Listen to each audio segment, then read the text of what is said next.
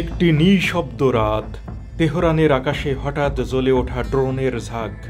মুহূর্তে ইরানের ৩ শীর্ষ সামরিক কর্মকর্তা শহীদ। পশ্চিমা মিডিয়া বলে ইসরায়েল ডিফেন্ডস ইটসেলফ, কিন্তু এ ঘটনার পেছনে লুকিয়ে আছে গভীর ষড়যন্ত্র, আধিপত্যের লড়াই এবং মানবতার অস্তিত্ব সংকট। ইরান ইসরায়েল যুদ্ধ ২০২৫ কেবল একটি সংঘর্ষ নয়, এটি নতুন বিশ্ব ব্যবস্থার পুনর্লিখন।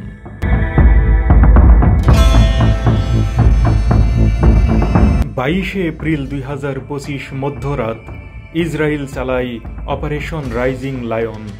ইরানের রাজধানী তেহরানে ড্রোন হামলায় নিহত হন রেভলিউশনারি গার্ডের ৩ শীর্ষ জেনারেল। ইসরায়েল দাবি করে এটি আত্মরক্ষামূলক পদক্ষেপ, কিন্তু বাস্তবতা বলছে এটি ছিল এক পূর্ব পরিকল্পিত উস্কানি। ইসরায়েল দীর্ঘদিন ধরেই ফিলিস্তিনে অবরোধ, দখলদারিত্ব ও মানবাধিকার লঙ্ঘন চালিয়ে আসছে। Amnesty international, human rights watch এই কার্যক্রমকে ঘোষণা করেছে ইনস্টিটিউশনালাইজড অ্যাপারথেইড। পশ্চিমা বিশ্বের নীরবতা এই আগ্রাসনকে আরও উস্কে দিচ্ছে।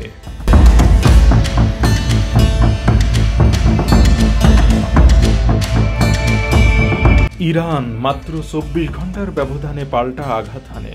শাহেদ ড্রোন, ফাতে ব্যালিস্টিক মিসাইল দিয়ে তারা আক্রমণ চালায় ইসরায়েলের সামরিক ও পারমাণবিক স্থাপনায়। হিজবুল্লাহ, হুতি ও হামাসের মতো মিত্র গোষ্ঠীগুলিও সক্রিয় হয়, ফলে গোটা মধ্যপ্রাচ্য রূপ নেয় এক আগ্নেয়গিরি।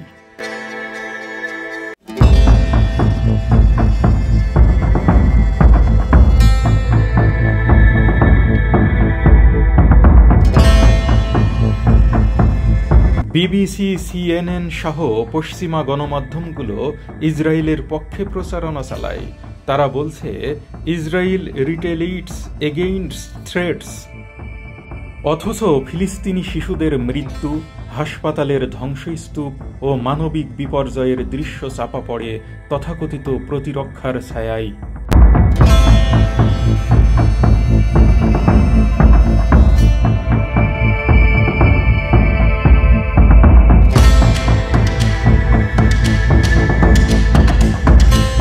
ইরান ইসরায়েল যুদ্ধ যেন ইরানের জন্য আরেকটি আত্মপরীক্ষা।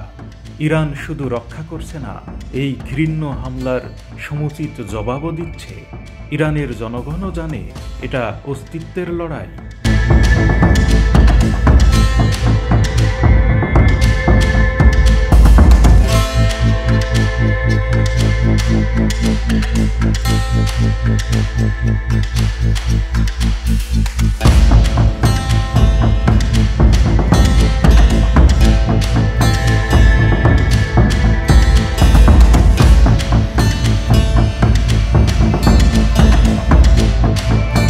একদিকে মার্কিন প্রেসিডেন্ট ট্রাম্প ঘোষণা করে not another endless war in the middle east, অন্যদিকে পারস্য উপসাগরে ইউএসএস আইজেনহাওয়ার মোতায়েন গোপনে ইসরায়েলে অস্ত্র সরবরাহ এবং কূটনৈতিকভাবে সর্বোচ্চ সমর্থন দিয়ে প্রমাণ করে তারা দ্বিচারিতা থেকে সরে আসেনি।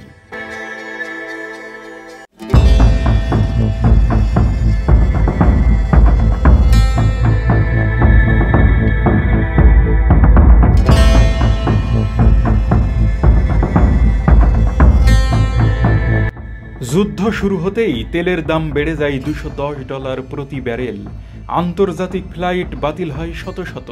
ইউরোপীয় ও এশীয় শেয়ার মার্কেটে অস্থিরতা দেখা দেয়, অর্থনৈতিক স্থিতিশীলতা ভেঙে পড়ে। যুদ্ধ কেবল ইরান ও ইসরায়েলের মধ্যে সীমাবদ্ধ থাকে না, এটি বৈশ্বিক নিরাপত্তা ও অর্থনীতির জন্যও হুমকি হয়ে ওঠে।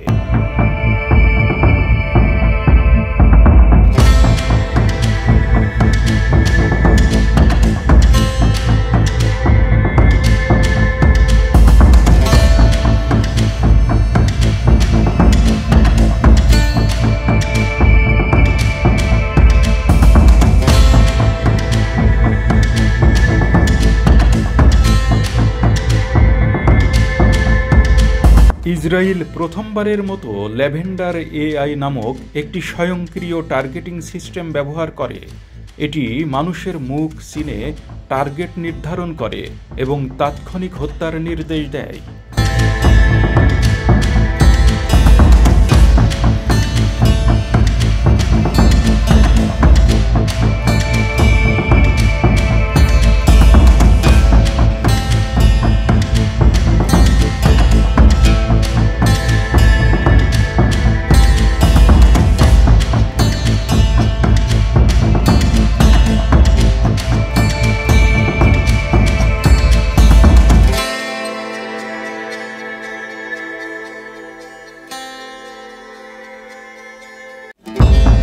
আত্মসমর্পণ মানে শুধু একটি যুদ্ধের সমাপ্তি নয়, একটি ঐতিহাসিক আত্মপরিচয় মুছে যাওয়া। তাই আয়াতুল্লাহ খামেনির সেই অমর বাণী আজ আবারও ইরানি জনগণের মুখে মুখে। যদি গোটা দুনিয়াও আমাদের বিরুদ্ধে দাঁড়ায়, তবু আমরা মাথা নোয়াব না, বরং রক্ত দিয়ে পথ রক্ষা করব।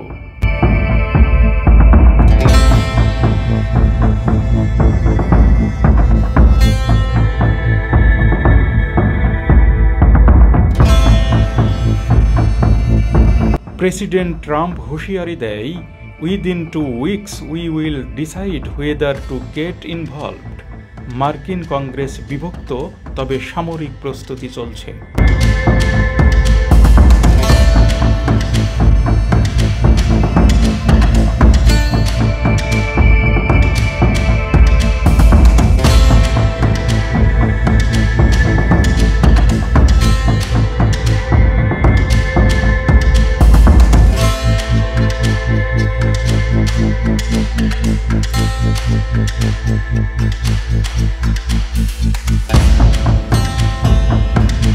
এই যুদ্ধ কেবল অস্ত্রের নয়, এটি সত্য বনাম মিথ্যার, ন্যায় বিচার বনাম প্রতারণার, প্রযুক্তি বনাম মানবতার লড়াই। প্রশ্ন রয়ে যায়, শেষ পর্যন্ত কে বাঁচবে? সত্যের লড়াইয়ে অটুট ইরান, নাকি মানবতা ধ্বংসকারী ঘৃণ্য জায়নবাদী ইসরায়েল?